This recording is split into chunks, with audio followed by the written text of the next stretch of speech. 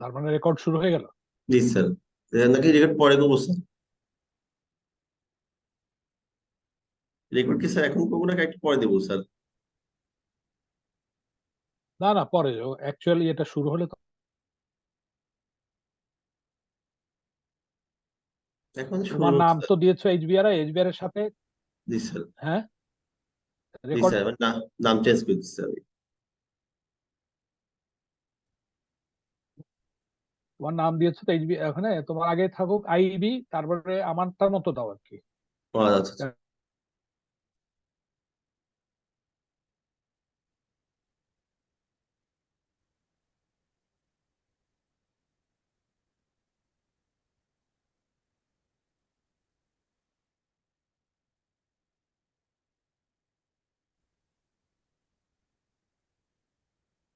Hi, good morning, everybody. How are you? Good morning sirs ji, how are you? I am. It's yeah. I've not been attending the meetings. I was busy, but thank you Nice to very see you again. yeah. Thank you very much for arranging to go. Yeah, of course. Yeah, I'm muting myself, but I'm available, and we'll start at time. Okay, thank you. Thank you.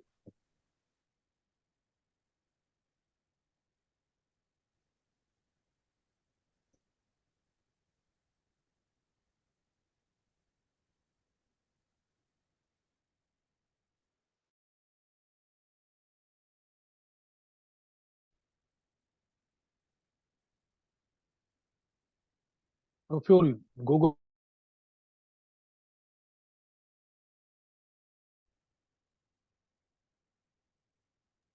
Sir, Google sheet sir. জি sir, আমি share ওই দিচ্ছি যে sir. রেজিস্ট্রেশনের জন্য আর কি। জি sir, জি sir, আমি এটা শেয়ার দিচ্ছি স্যার। পারবো আর কি।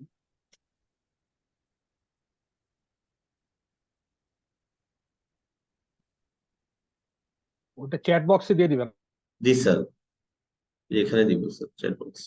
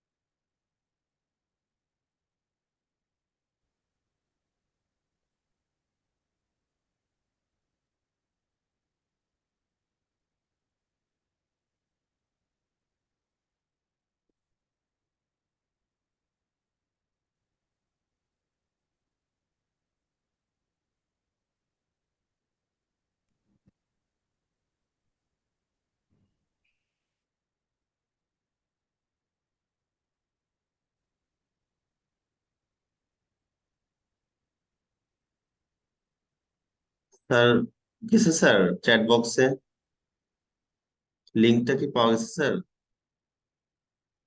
গুগল শিটস আসলে। জি স্যার, হ্যাঁ, এটাতেই Google sir. Sheets you need access.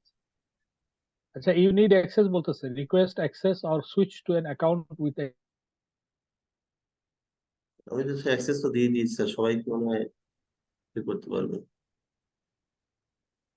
এখানে আবার রিকোয়েস্ট অ্যাক্সেস বলতেছে। তো দেখি স্যার।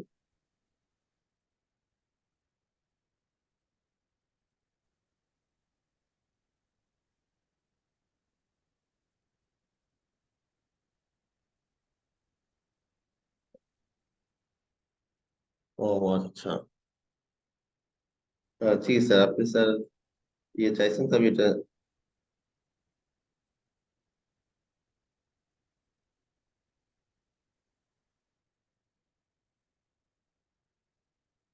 তার মানে আপনি এটাকে এখন ফ্রি করা যায় না? এইটাই আমি একটু চেষ্টা করছি।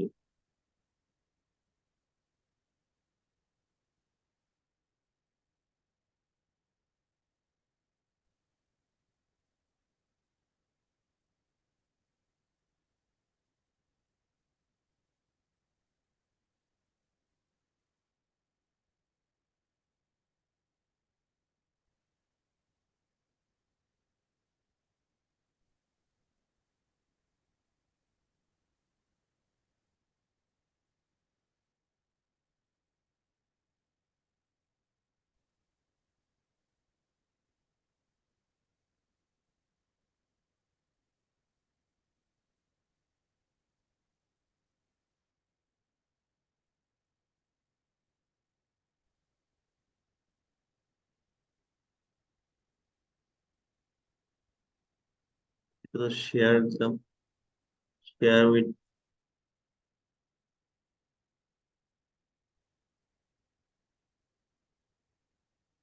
স্যার আপনি তো এখানে আছেন দেখতে পাচ্ছি।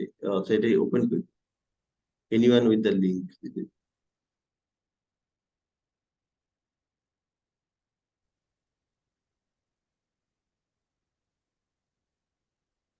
এখন স্যার ঠিক আছে মনে হয়।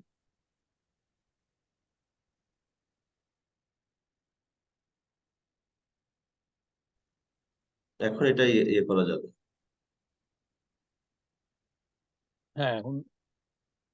এখন যে কেউ ঢুকতে পারবে স্যার।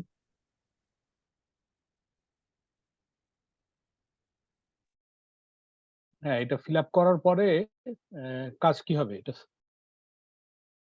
এটা স্যার সেভ করতে হবে না, ফিল আপ করলে হয়ে যাবে স্যার। এটা এখন ফিল আমি আপ করে করলে, আমি এটা স্যার ফিল আপ করলেই হবে স্যার। ওকে,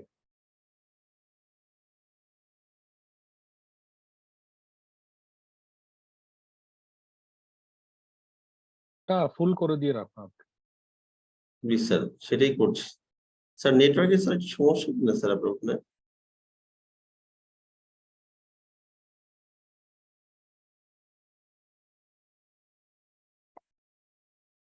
হ্যাঁ এখন দেখা যাচ্ছে।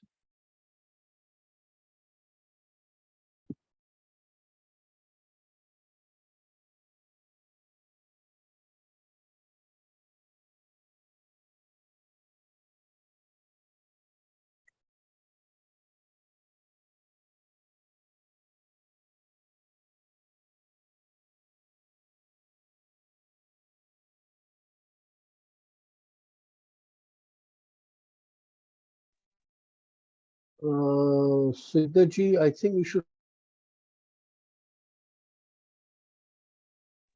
and I think we should start. Hello, can you hear me? Hello, Yeah, yes. I হ্যাঁ, was 7 in Bangladesh and others, so it's about time to start. Or shall we wait for a couple of more minutes for the others to I join? Think maybe 2 to 3 minutes. Let's wait for another few minutes.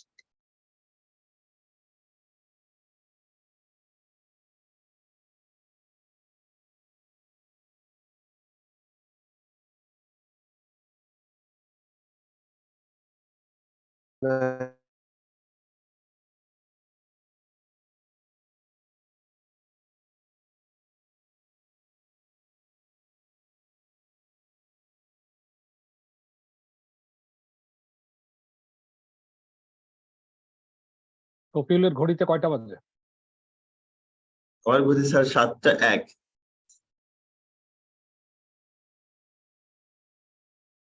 আচ্ছা, আমরা কি sir তাহলে শুরু করে দেবো? আমার মনে হয় শুরু না?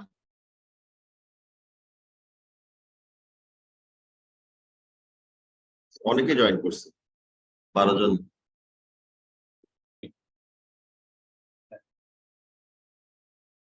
Yes, sir. Okay, I'm giving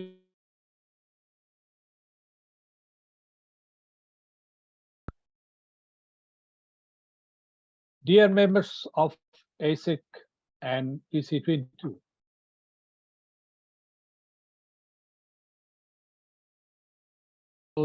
Challenges of implementation of building codes in Asian countries. Successful implementation in most of Asian countries, except for a few developed ones. I hope the enforcement of building codes in our respective countries will help us find a series of best practices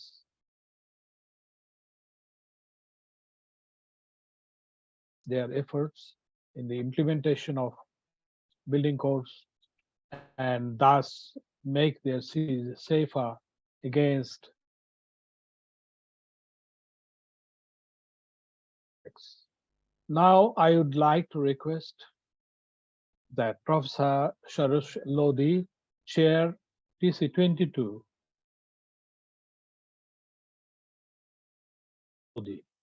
Thank you, sir. Thank you very much. I would like to formally welcome all our respected members of ASAC and especially TC-22. That we're going to have. Since we are only 11 people, 12 now, I would request you to kindly introduce yourself one by one, and then we'll take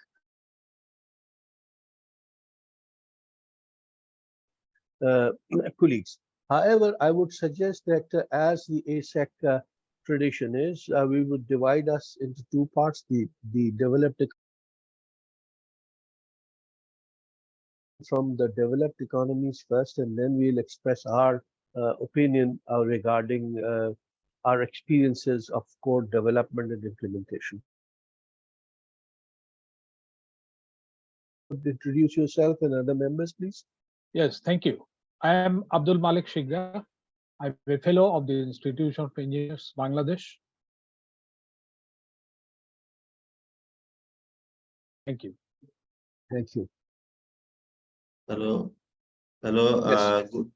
Good morning from Bangladesh. I am Mohammad Shafiul Islam.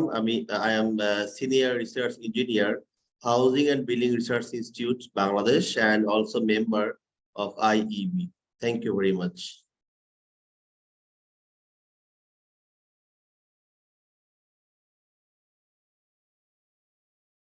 IEB, Jahid, Mr. Jahid.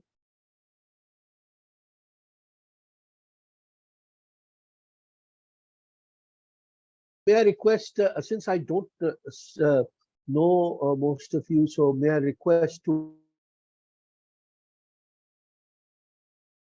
introduce yourself, please.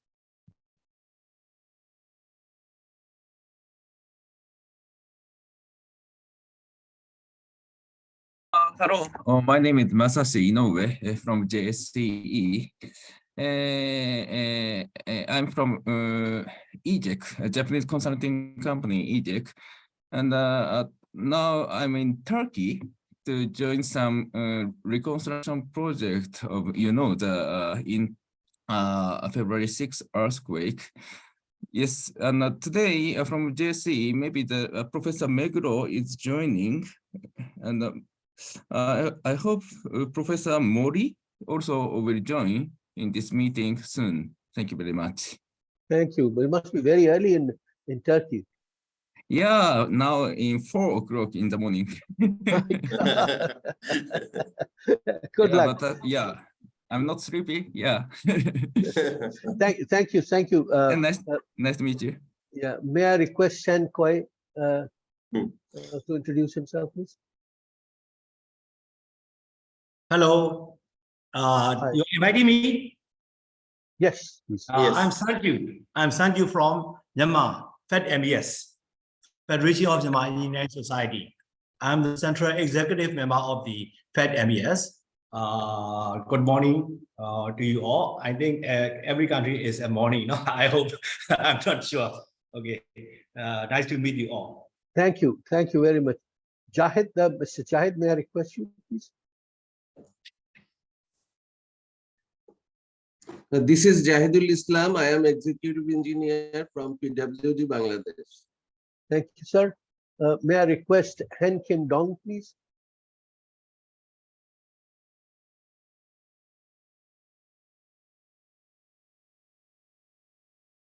Mr. Dong, please. TLU.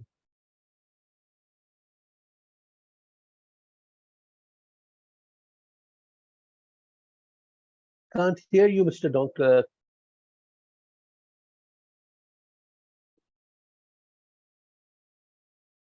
Sorry, can't hear you. Can you introduce yourself again, please? I think he has to unmute first. He is not muted. He's not muted. He can speak. Probably there's something wrong with the voice. All right. So thank you very much. I'll move on to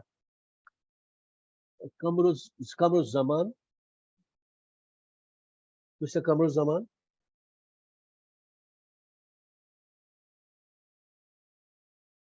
All right. May I request Ms. Humaira to introduce herself? This is Humaira Binte Hassan, Executive Engineer from PWD Bangladesh. Thank you. Thank you. May I request now Kimi Ro, please? Mr. Kimi Ro. Hi, good morning. Professor Meguro. I'm Kimiro Meguro from JSCE. I am a University of Tokyo professor. Today's research topic or today's discussion topic, we had better pay attention the hidden mechanisms by which the people decision or people behavior is controlled. It means only the technological problem, engineering problem, we cannot solve the real issue. Thank you very much. Thank you, sir. May I request Negyu Yen, please?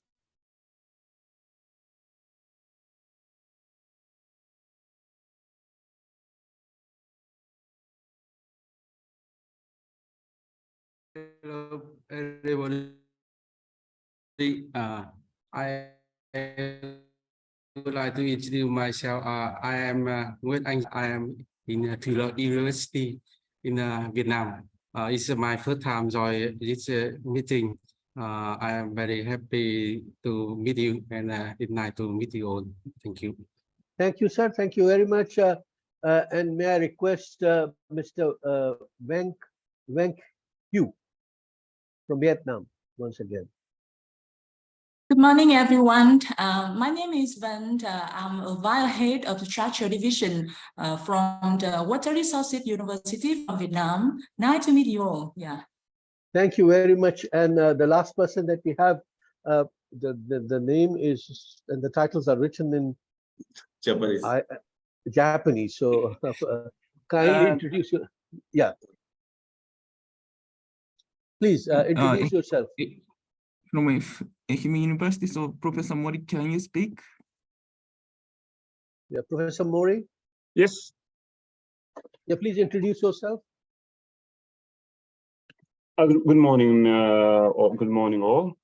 I was invited by Professor Meguro very urgently, so I have no information about this roundtable conference. But I'm so glad to participate this kind of roundtable conference of related to seismic design in Asian countries, I understand. Thank you. Thank you very much. So I'll request our colleagues from JSCE to kindly give their comments. Professor, would you give the comments, or the other professor would like to talk about first? Magru, Professor Magru.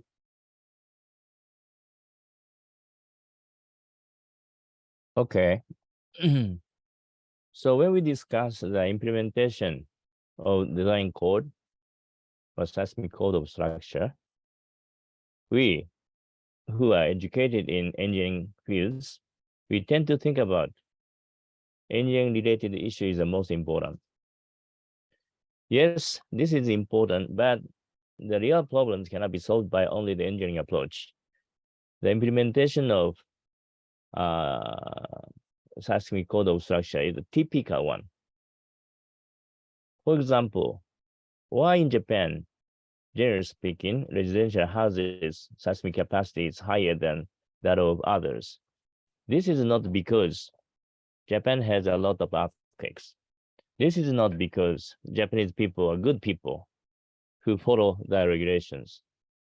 There is a hidden mechanism. So we should pay attention not only the surface phenomena that everybody can see. We should pay much attention to the mechanisms which is hidden. We should observe carefully. In Japan, the housing cost and income, the housing cost is very high comparing with the income. That's why there are almost no people who can buy their own house by paying cash. And also Japanese structures, normally the house owner cannot build by himself as a carpenter or as a mason. But in many developing countries, the small residential houses, they can build by themselves. And then I would like to give you some hints why Japanese people follow the regulations. The first hint is the housing cost is very expensive. Next, Japanese economical situation is relatively stable.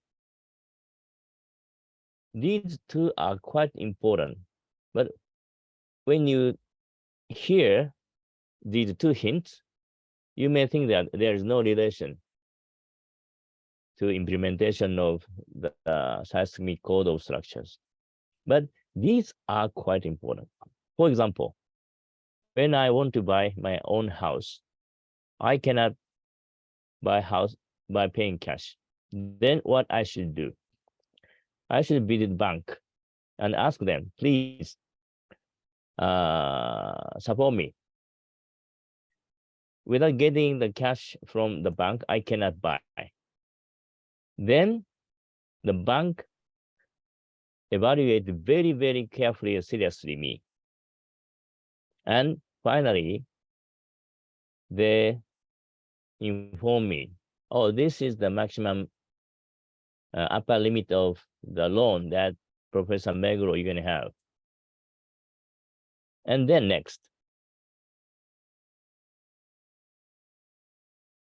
when I use that loan and to build my house, I should buy the life insurance. Do you know why? When I will die by some accident or disease, I am the major person to pay back. So this situation is a very high risk from the banker's viewpoint. Therefore, they ask me or they force me to buy insurance, life insurance. Then from the life insurance, when I die, the rest of the loan will be paid back to the bank. Then they can solve the problem. What the next? When I will drive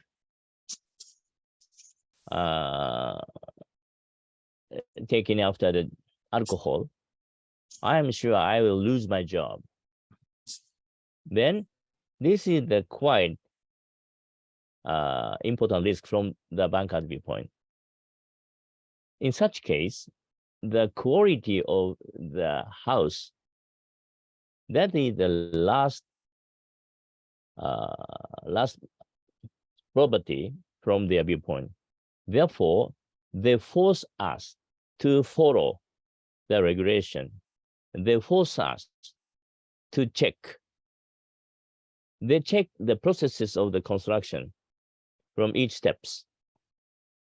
I am not a good person, but without following the processes that they requested me, I cannot buy my house. I cannot build my house. This is the hidden mechanism. To let the people follow the regulations, there are mainly 2-3 approaches. One is when you do not follow the regulations, then we will give you the penalty. This penalty type of the system is quite difficult to be implemented in the countries who does not have the strong governance. If the people pay some cash to the authority, they can pass. In such situation, penalty type of the system cannot be implemented. Then what the next? Next one is the incentive type of the systems. If you follow the regulations, you can get this kind of the benefits. This is the incentive type of the system. This is much easier to be implemented in developing country.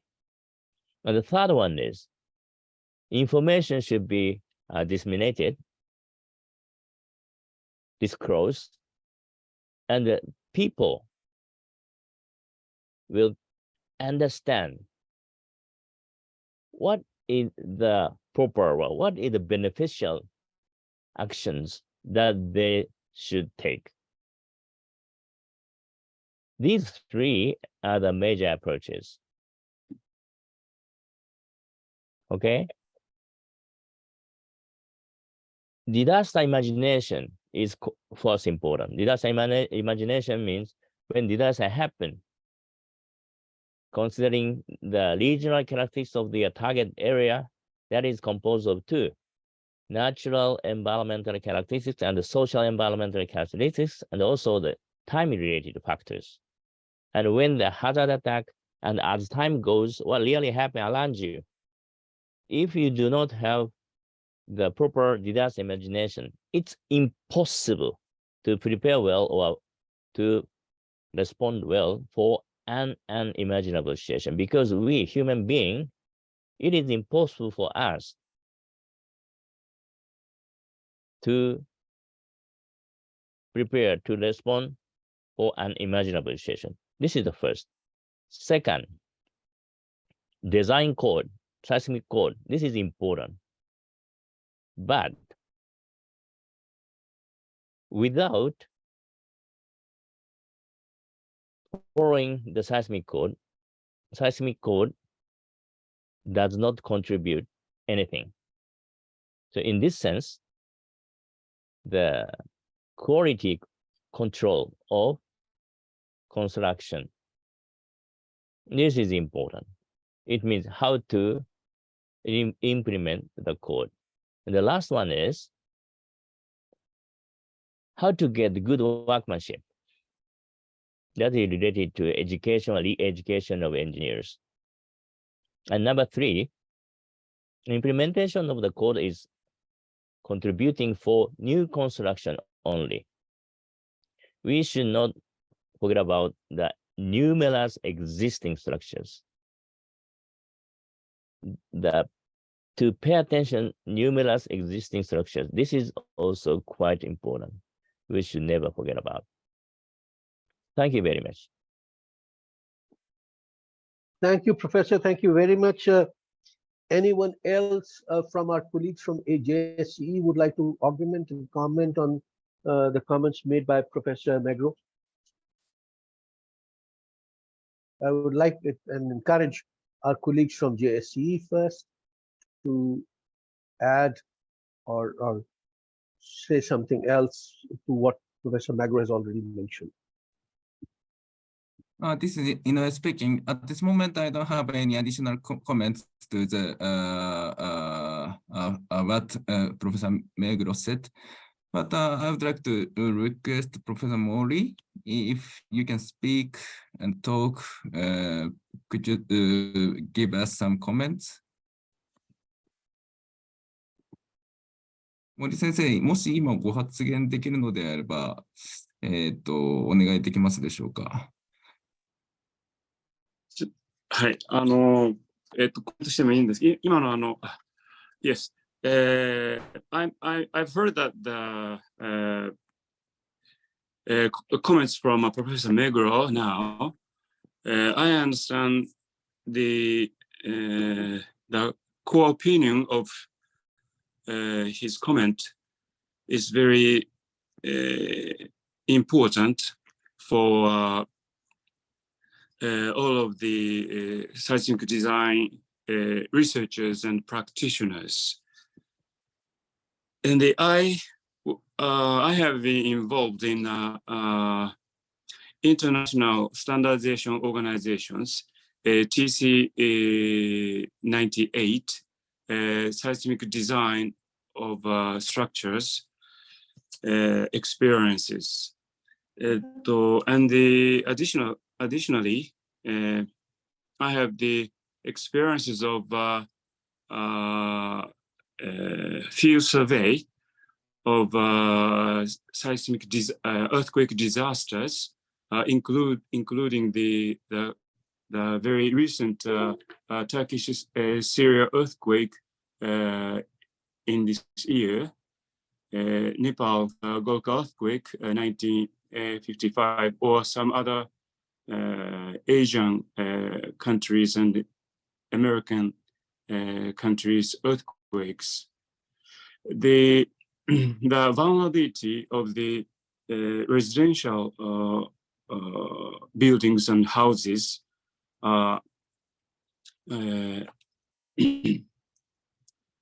strongly influenced by the two issues.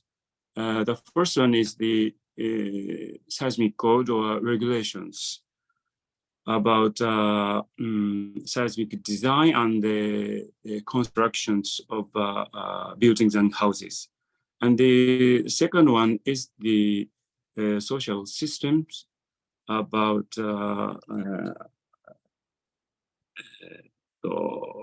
building of the houses. The second point of view is very similar to the comments and opinions from Professor Meguro. And I would be able to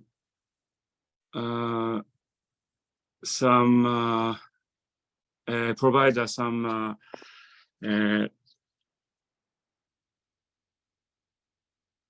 opinions and contributions to this kind of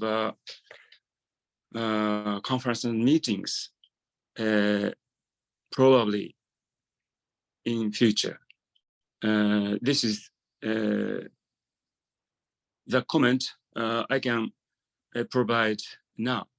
Thank you very much. Thank you, sir. Thank you very much for your valuable comments. Anyone else from our colleagues from JSE?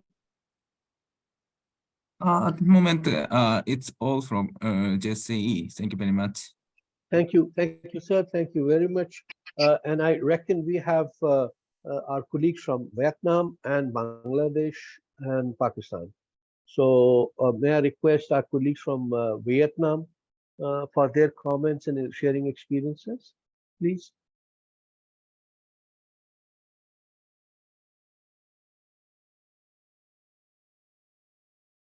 Do we have somebody from Vietnam?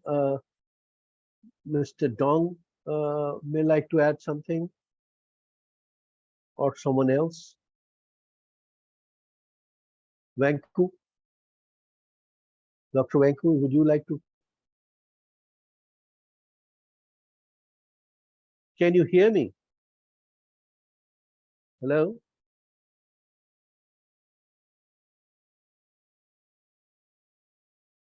Hello? All right, since there are no comments from our colleagues from Vietnam, I'll move to Bangladesh. And my dear colleague, Abdul Malik Sikdar, would you like to add or share your experiences? Yeah, Please. thank you. Before my comments, I want to ask a few questions Please. to Mego Sensei. It's really wonderful to hear from you, Mr. Meguro. I want to know really that the good governance, that is $1 million questions for the developing countries. How to overcome that problem? That is question number one. And the question number two is the hidden mechanism you are talking about in Japan. How do you ensure that the building owner will engage a consultant or an engineer who is conversant with the seismic codes? How do you ensure, especially the building owner is not supposed to know about all those things? Okay, may I answer you? Yeah, of course. And the first, as I told you, economic situation is Japan. In Japan is stable. That's why we can have the very long-term loan, for example, 35 years or more sometimes. It is quite difficult in other countries who do not have the stable economic situation. But Japan, we can buy a very long-term loan. That's why we can buy our own house, but at the same time, without following the requirements from the bankers, we cannot buy. And even the house owner, building owner, they do not know, but there is the systems without following the request. Structure owner cannot construct their own structures. First, the construction permission system is quite important. In many developing countries, because the number of engineers who can manage the permission is very, very limited. Therefore, the people who want to construct the structures, they should wait for a long time in queue.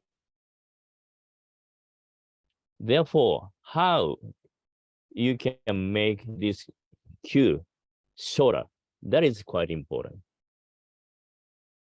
And the next, the documents, all documents, how you can keep all documents in the database, that is also quite important. When the problem happens, if the people do not or cannot trace who is the person, who is the designer, who is the person gave the permission, who is the constructor. Such information should be kept clearly. And when something happens, the person who can have some permission can easily access and understand this is the problem person. If you can have such a system, it affects a lot to prevent the bad workmanship, bad manner, or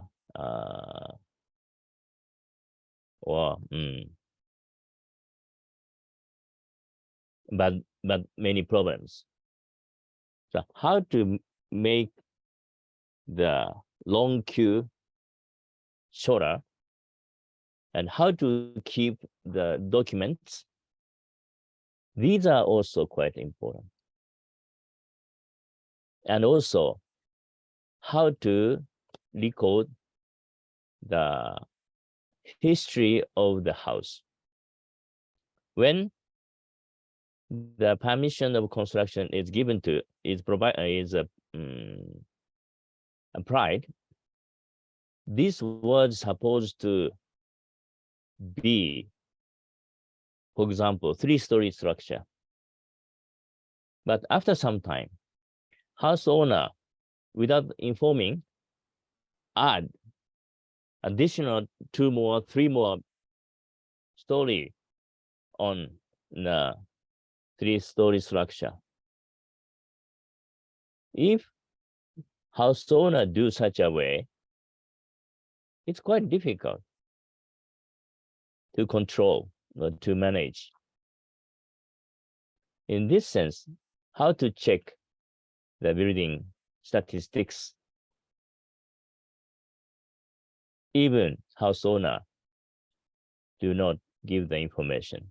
Nowadays, we have a lot of tools by which we can scan, we can understand the changes of the structures year by year. So that is also quite important. Okay? Did I answer you some? Yeah, thank you. Just one supplementary question. Yes, please. That is, with the continuous change of building codes. Yes. Yeah, how do the old buildings cope with the new provisions of the building code? In Japan, we have the principle, the revision of the code will be applied only for new construction. Because even the old structures, if these old structures were constructed following the code at that time, then even the government cannot force the house owner to follow or to update the latest revision of the code. This is in Japan. We have the principle, and this may have some problem. That's why we established the new regulation that is encourage of the retrofitting of existing structures based upon seismic evaluation of the structures after the Kobe earthquake, 1995.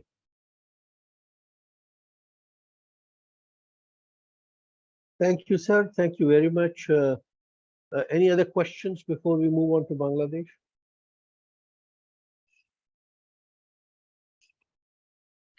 All right, so Sagdarji, this is your area now, and please, we would like to hear and learn from you. Thank you, Mr. Chair. Yep, what Meguro Sensei has said is really thought-provoking, and we in the developing countries like Bangladesh is going through that crisis, actually, the problem of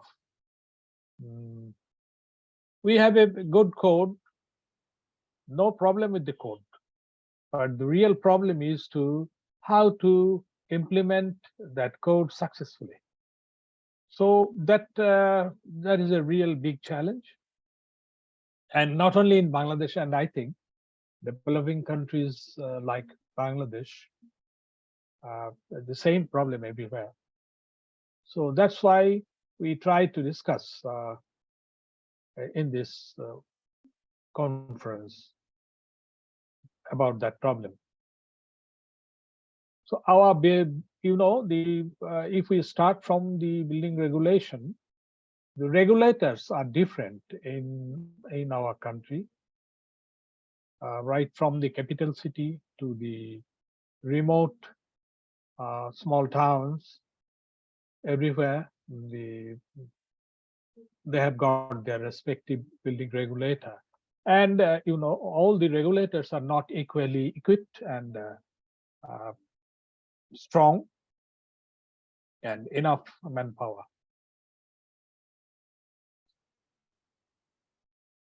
When we professionals press the building regulators, why aren't you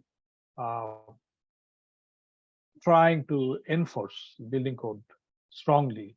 They come up with their weakness. That they say that we don't have our enough manpower,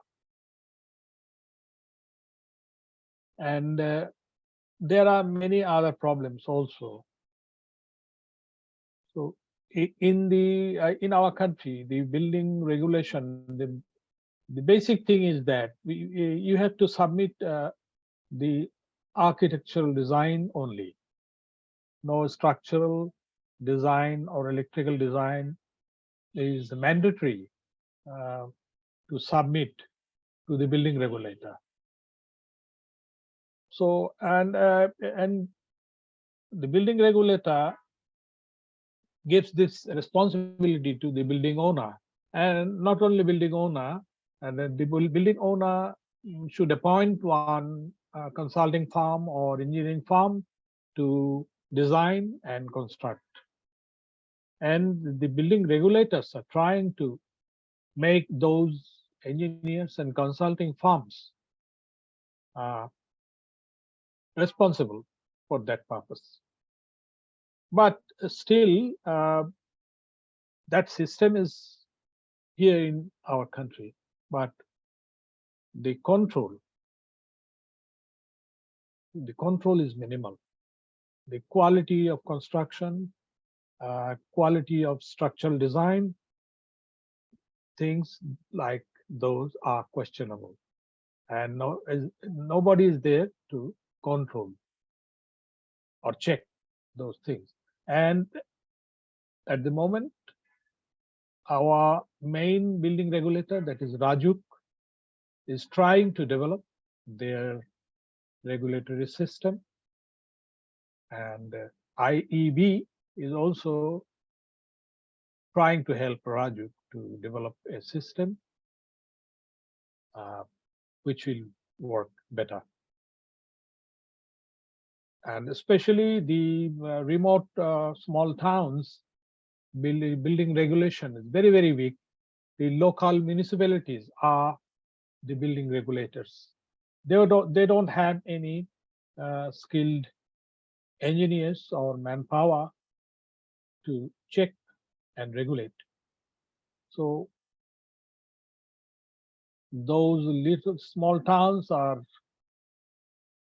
far away from successful implementation of building code. We have to go a long way before we can establish a very good, robust building regulatory system in our country. So that's all for this moment.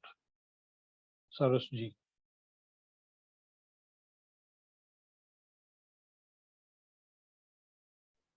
Thank you very much for this experience sharing. Do we have other people from IEB who would like to comment on or would like to say something regarding the building code implementation?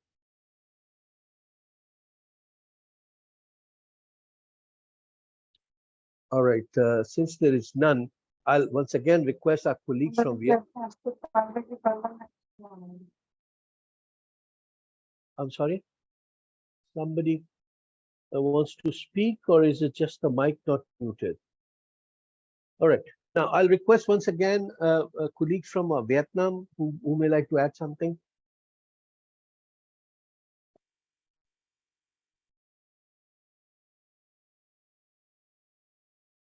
All right.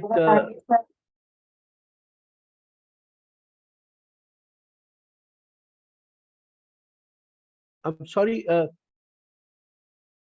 There's somebody who's trying to say something, and I couldn't make it, but anyway. So I guess I'll be the last speaker and the lone speaker from Pakistan. Even though I've requested a lot of my colleagues to join, but probably it's too early in the morning for them. It's 7:15 now, almost. So I would like to share my experiences, but before I do that, I would like to give you a little history of how the building code implementation started in Pakistan.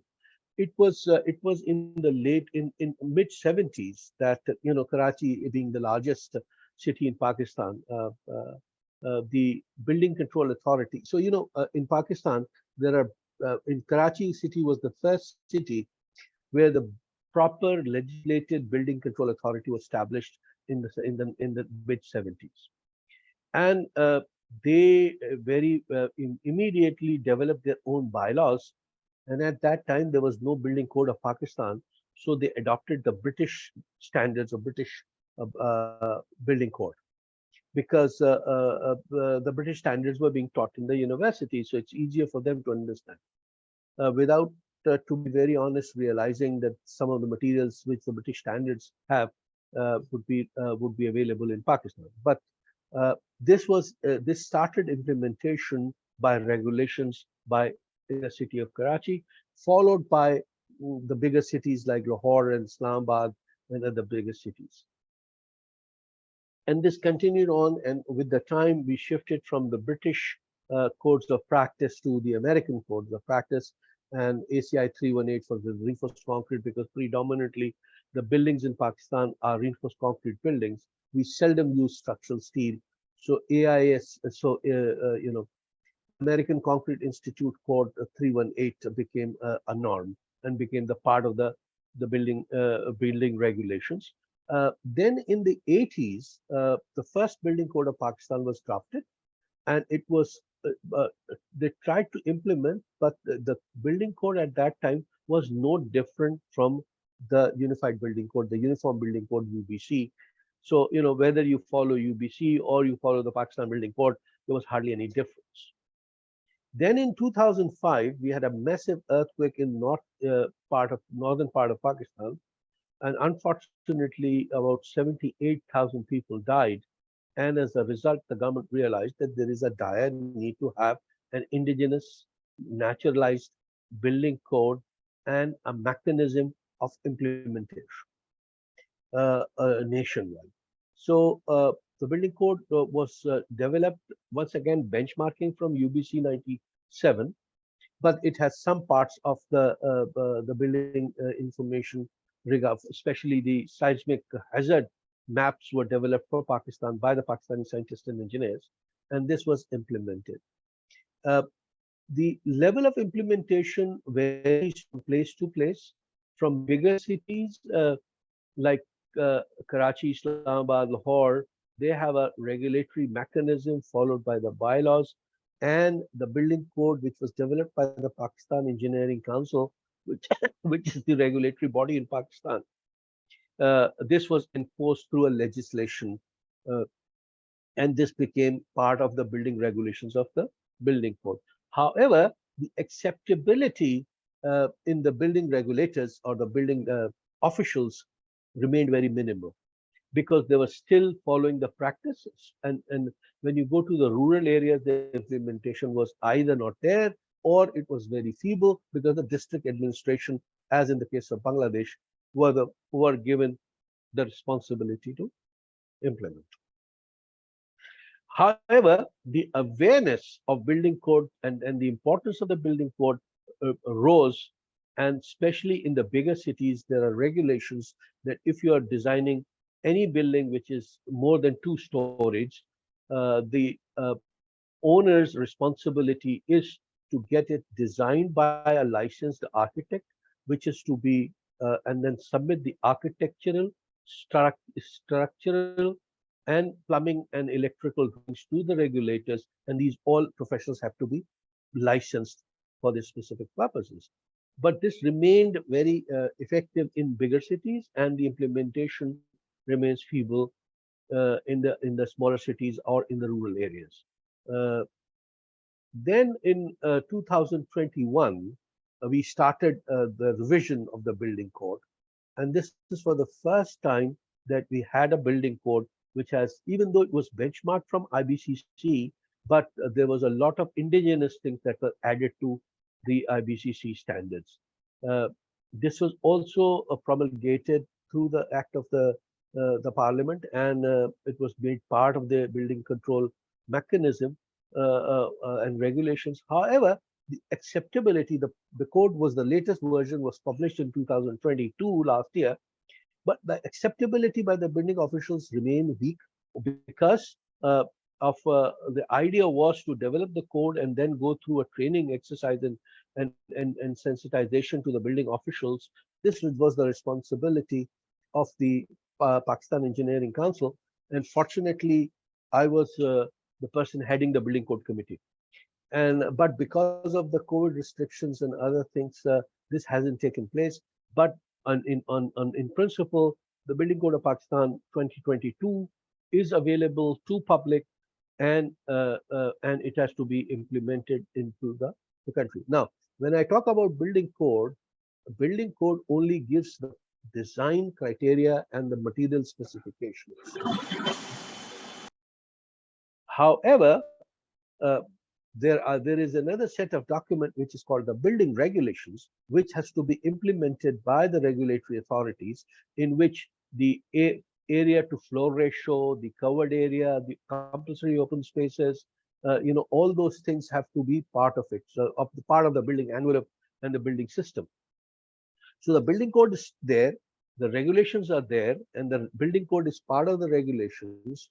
But I would say the implementation of the buildings in Pakistan in smaller cities and rural areas is still very weak. The system is there, but the implementation and the ownership of that document, unfortunately, is not as much as desired. However, the things are improving, and there is an agency called National Disaster Management Authority, which is also responsible for ensuring building safeties. But I would give you a very small figure that there are about 23 million buildings in Pakistan, and out of which there's still 66% buildings are non-engineered, at least. Because reason number one is majority of the population lives in the rural areas where the system is not implemented faithfully. Number two, the building code, as in Japan and in the rest of the countries, is only applicable to the buildings constructed after the implementation of the code. Before the implementation or before the building code, if a building is developed, then there is no mechanism to enforce strengthening of the buildings and retrofitting of the buildings. Even though there is a lot of movement among the technical and engineering circles that the essential facilities like hospitals and schools must be given priority and some support of retrofit, but unfortunately, it hasn't taken place yet. But I would say that the regulatory part is still weak, but in the bigger cities it is implemented. Obviously, one of the biggest problems, the challenges the developing countries face, like Pakistan, is the population growth. And as the population grows, the demand for housing is tremendous.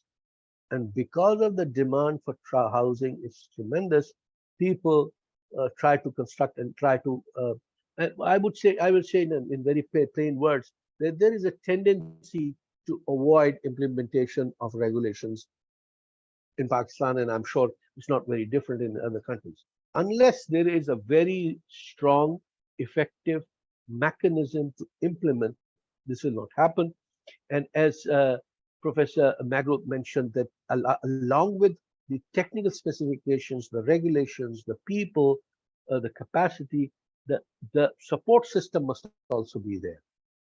And the support system, as happened in Japan, and I think in most of the developing countries, compel you for building safety, because the cost of the building, the value of the property depends on the, the safety and the standards of construction. And obviously, since it is revolving around the mortgage and the banking and the insurance, that industry makes it an even more effectively implement. Otherwise, the value of the property will not be the same as a value of a properly engineered code implemented building. The third thing which I would say is also very important is the capacity to understand and implement the building code among the regulators. And the refresher of new knowledge is very, very important. You know, people, especially because these regulatory bodies are public sector organizations, and it becomes very easy for them to continue with the same old knowledge without refreshing their knowledge. Even though our regulatory body, which is Pakistan Engineering Council, has placed a system of continuing education and earning credit points to renewal of the licenses, but still people in the public service and public organizations tend to ignore it. So, you know, the pressure on the housing, the capacity of building regulators, and understanding of the building codes, along with the effective implementation in the rural areas of the country, it is still very challenging. But in the bigger cities, it is being implemented to a very large extent. Thank you very much. And this is what I wanted to add. Thank you. Any questions? So may I say some more? Please. Okay. So I'd like to say you two interesting story.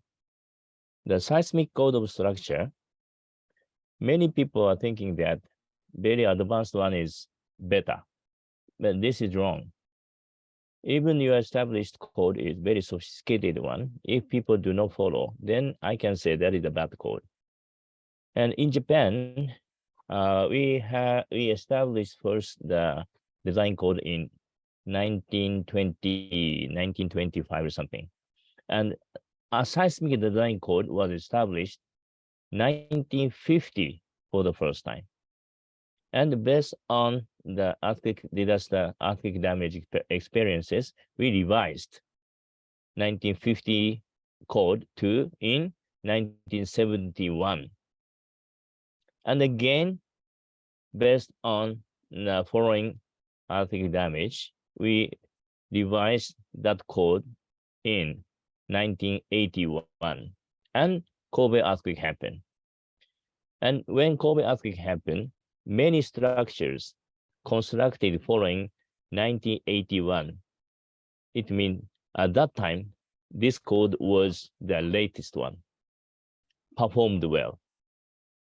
The damage level is so minor, but the structures constructed following 1971, many structures are collapsed.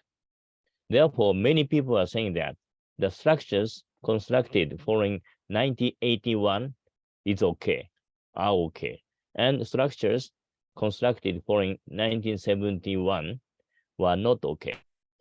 Then I assume that all the structures in Japan are constructed following 1950 code. This is the oldest. And in the computer, I generated many earthquakes. That is the historical earthquake. Last about 150 years. And calculate the strong ground motion distribution and judge the damage in total. And the second, I assume that all the structures are constructed following 1971 seismic code and calculate how much we can reduce the damage. And same using 1981 code. Then results was so interesting. The most efficient reduction of the earthquake damage, considering the additional cost. You know, when we revise the code, of course, the same function, same structure, construction cost become higher. So how much we can add, or we should add, and how much we can reduce the earthquake damage. when I calculate the efficiency by adding the cost, by the revise of the code, the most efficient revision was 1971 code. That was considered bad code. So what we should understand is design code is not decided based upon only technological issue. Design code is a social consensus related issue. If the society want to reduce damage, even paying something additionally, then we can revise, we can increase the design code required. That's why very sophisticated design code developed in developed country, if we recommend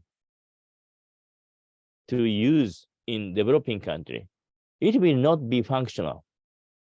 So we should pay attention that design code is the social consensus related issue. This is also quite important.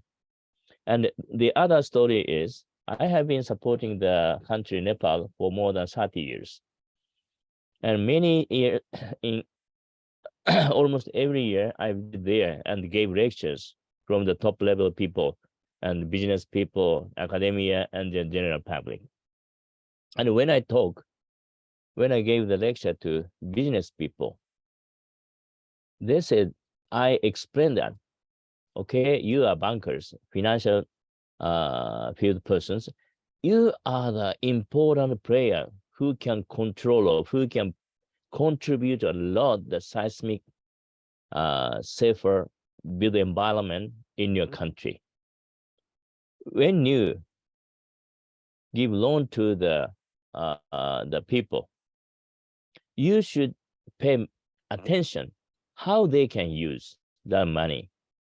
For example, construction of the buildings. If the person construct a bad quality structure, in some time earthquake happen, the structure will be collapsed. Then you cannot get the money from them. So you should pay attention to quality control of the structures. But before 2015 Gulf earthquake, when I explained this many times, but they say that, oh, Professor Megro, if we do so, this is just a loss of opportunity, business opportunity. If we say so, then client people go to another banks. They are saying so. But after the Gulf earthquake, I visited again and gave the same lecture. Then many people came to me and said that, now we understand what you were saying before. They lost. So this is also quite important, how they can understand, how they can imagine what really happened after the earthquake, considering the current situation. This is also quite important to implement the design code. The design code implementation is not only is not realistic by only the one-way approach, but combining several multiple directional approaches, we can finally implement. So we should pay attention. Not only the technological approach we can solve. Social systems. I also agree with you. You know, unfortunately, in the developing world, the value of life is not as much as it should be, and we tend to ignore the safety. So, the first responsibility is at the homeowner or the building owner to make sure that the building that they are making, where people will be living, whether they are living themselves or whether they will sell it out to other people, this is their responsibility to save their lives. Unfortunately, we don't pay that attention. And hence, what you're saying is very important, that the realization of the society and the social system must also augment the technical parts. Otherwise, the implementation will remain very weak. So I would like to thank Professor Megro for his very valuable comments, and I wish regulators and our implementers also understand the importance of the social system and the responsibility of the people as individuals and as a community and as regulators for the implementation. I would really like to thank you for this wonderful input. With this, if there are no comments, this brings us to the end of this virtual conference. I would especially like to thank IEB and Mr. Sikdar for taking the lead and organizing this virtual conference, which is very, very important. One comments maybe from Myanmar, Sankyu Fet. Maybe you Oh, can okay. Maybe I'm sorry, I didn't realize. Sure. So we have our participant from Myanmar. I would like to request the participant to kindly introduce and then make some comments about the building code implementation.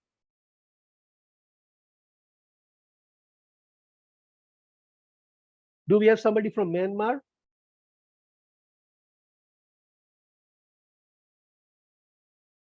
Mr. Sankyu, are you there?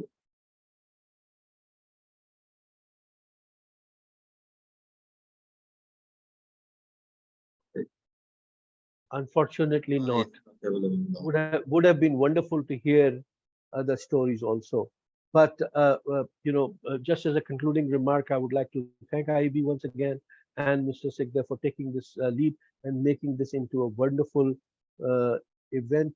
I would request IEB once again that if in the next ASEC meetings, if this could be made a proper conference where we invite all the participating countries and economies to present a country paper in the soft and the hard form, this will definitely help us improve the building construction in our respective countries. With this, I would like to thank everybody and and close this session. Thank you very much. Thank you and have a nice day. Thank you. Thank you. Thank you very much. Thank you very much. Now, Mr. Sankyu Fet is coming. So maybe is he there? Yeah. Thank you, Mr. Thank you. Thank you very much. Would you like to add something? Sorry, I mean we lost you, and even though some of our colleagues have left, but we would really like to hear from you, Mr. Thank you. I want to share my in our country's experience in building regarding with the building codes. Up to 2010, we have no building codes. We refer to the ACI, UDC, ASTM, AISC, something like that. But around 2010, we tried to develop our building code, Myanmar National Building Code. We try our best, and then we got the 2012. At 2012, we got the Myanmar National Building Code provisional. We can make it. After that, we try to get suggestions and comments from the all the engineering professions. And then we got some suggestions, some comments, and then we make first edited one, Myanmar National Building Code. This is at 2016. Yeah, and then after 2016, we we try to use that building codes in especially in building construction industry, but not enforced. We persuade to use that building code. And 2020, we make another addition and another development, and then this is a Myanmar National Building Code 2020. After that, we have already enforced. We enforced to use those that building codes. We already enforced. That enforcement is only in the above 8-story buildings and the public buildings, not the under 8 stories, not the under 8 stories. Frankly speaking, we have already embedded something like that in the national codes. That is not our own. No, we adopted from the ACI, ASCE, ASTM, AISC, and then some from the Indian standard.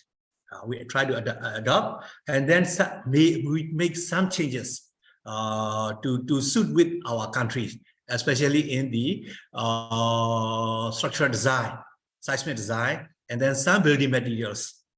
We try some changes. Almost all are from the IS, ACI, ASCE, ASTM, and then AIS, something like that. Fire code also, we also have the fire code also. That fire code is we adopted from the Singapore code.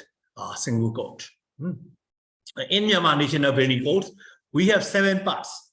Part 1 is the administration of planning, building, and built environment. This is part 1. Part 2 is the architecture and urban design. Part 2. Part 3 is the structural design. Part 4 is the soil and foundation. Part 5 is the building services. And part 6 is the building materials. And part 7 is the construction practice, safety, and building maintenance. We have 7 parts in our National Building Code. We have challenges, according to something like that, to enforce, to use that building code. But especially on the building materials, some challenges. Because as you know, and the Japanese counterparts also already talk, everything is very expensive. That's why some owners, they don't want to use seismic design or something like that.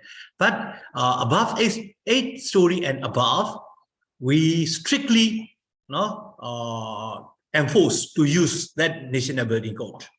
8 to 12, we have a small reluctance, not too much strict, but above 12-story, very strict policy, very strict inspections for those buildings to use Myanmar National Building Code.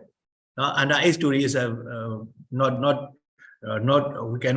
we don't enforce, but owners can use or cannot use whatever they want, something like that. But we try to use we persuade to use those all buildings on National Building Code. Our challenges is materials portion. I'm not sure in your country has like those problems or not. In Myanmar, something like river, we have the disqualified rivers. You see, the so-called, for example, one river that's printed in 60 millimeter, so-called 60 meter, but actual its diameter is only 14 or 12.5 or 13 millimeters, something like that. Also, the some structural members also, structural members also, their thickness is a little bit thinner comparing to this accurate specs. That is a most challenging problems in Myanmar. Businessmen, they try to import disqualified materials, not only imported materials, but also in local products also, not disqualified materials. They want to sell, they want to use something like that. That is our most challenges in Myanmar. Thank you, sir. Thank you very much. and obviously the challenges are, some of the challenges are common, some of the challenges are the same. So, and I'm sure this proceedings are being recorded, and somebody I would request Sigilji once again from IB to assemble this. And once again, I'll request if we can have a proper session, country papers, in the next ASEC meetings. I'm not talking about Taipei. Taipei is too close, but because Taipei is about a month and a half, starting from 18th of September. But in the next, I don't remember where is the next ASEC meeting, but whenever it is, I would encourage IEB to take the lead, and I'm sure that IEP will also try and put up the effort as much as possible. With this, once again, I would like to thank all of you for your valuable time, especially for some of our colleagues. It was very early in the morning in Turkey. Thank you very much, and hope to continue the dialogue once again. Thank you very much, and have a nice day. Thank you. Thank you. Thank you. Thank you. See you. Bye-bye.